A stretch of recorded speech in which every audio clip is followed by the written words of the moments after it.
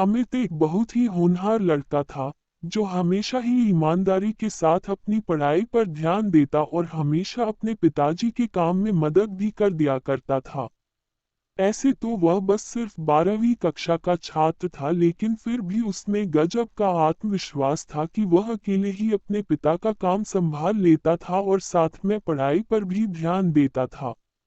अमित की मां का देहांत 2 साल पहले ही हो चुका था और उसकी एक छोटी बहन थी जो स्कूल जाती थी, लेकिन कभी कभी इसे भी स्कूल से छुट्टी लेनी पड़ती थी क्योंकि अमित के पिताजी सही समय पर उसकी स्कूल की फीस जमा नहीं करवा पाते थे।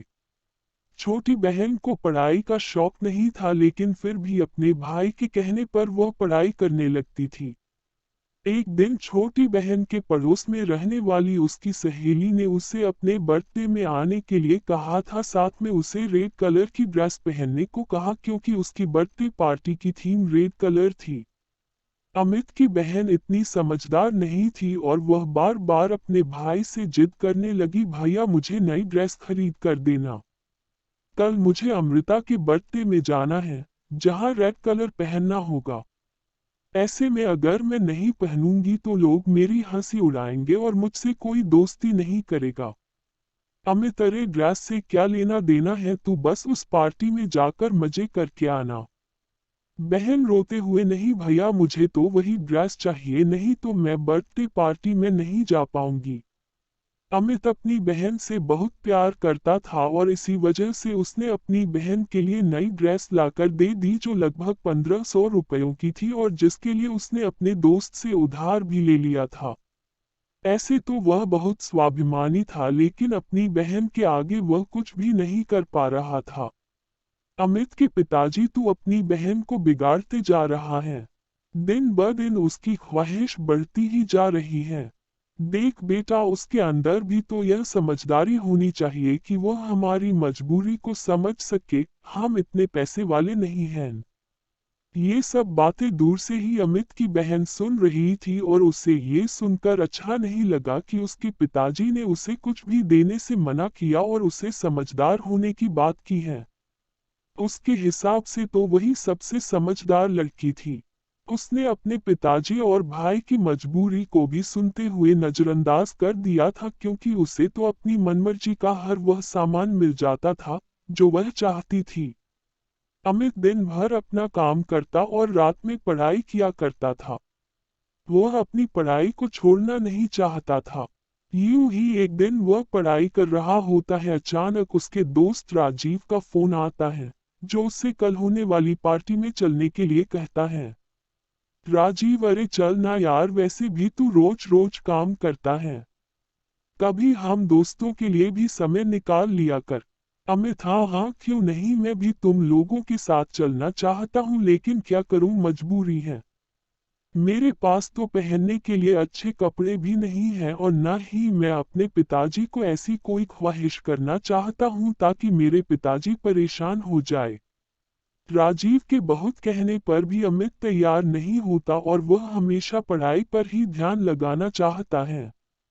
ये सब बात सोते हुए अमित की बहन सुन लेती है, जिसे थोड़ा थोड़ा अफसोस होने लगता है कि जो भाई उसके लिए सब कुछ करने को तैयार है, वह खुद के लिए कभी कुछ कर ही नहीं पाता है।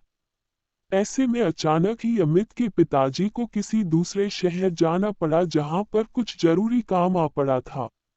अमित की बहन, भाई, मेरी सहेली बता रही थी कि शहर के मॉल में एक बहुत अच्छी प्रदर्शनी लगी है जहां पर बहुत तरह तरह के डिजाइनर कपड़े मिल रहे हैं, वह भी सस्ते दामों में। मुझे भी वहां से कोई अच्छी सी ड्रेस लेकर दे दो ना, जिसे मैं अपने बर्थडे में पहन सकूं और मेरी सहेलियों को नीचा दिखा सकूं।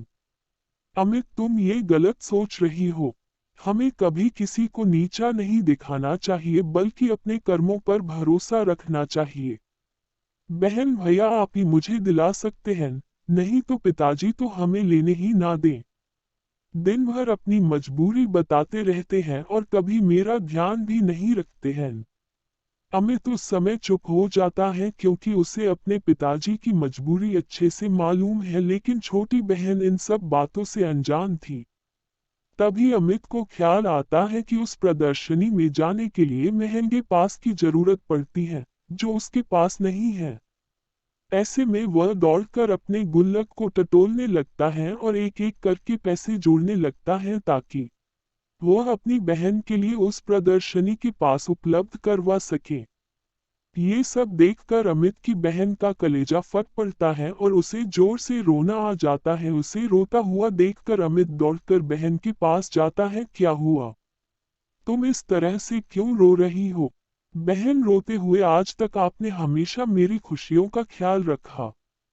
हर वह चीज मुझे दिलाई जो मैं मांगती रही, लेकिन कभी भी मैंने आपसे यह नहीं पूछा कि आखिर आप इन पैसों का इंतजाम कहाँ से करते हैं। लेकिन आपको एक एक रुपए जोड़ते देखकर मुझे बहुत दुख हुआ कि आप मेरी खुशी के लिए इतना कुछ कर सकते हैं, लेकिन मैं हमेशा स्वार्थी बनी रही।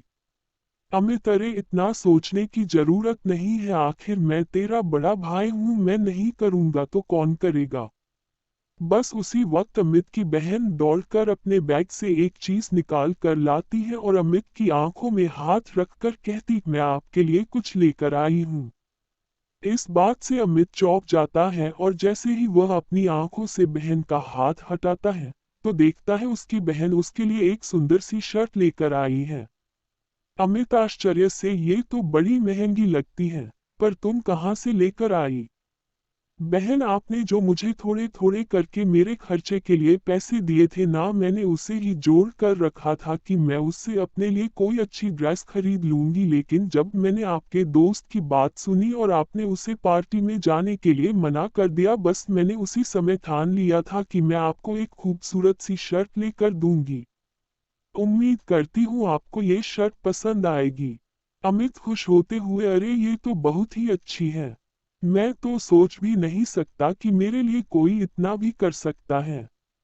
मैं हमेशा आपका और पिताजी का हाथ बटाऊंगी और कभी भी फिजूल खर्च नहीं करूंगी। वह बात सही है, जितनी चादर होती है हमें पैर भी उतना ही फैलाना चाहिए। बहन की समझदारी वाली बातों को सुनकर अमित की आंखों में भी आंसू आ जाते हैं और तभी पिताजी वहां खड़े होकर उन दोनों को देखने लगते हैं।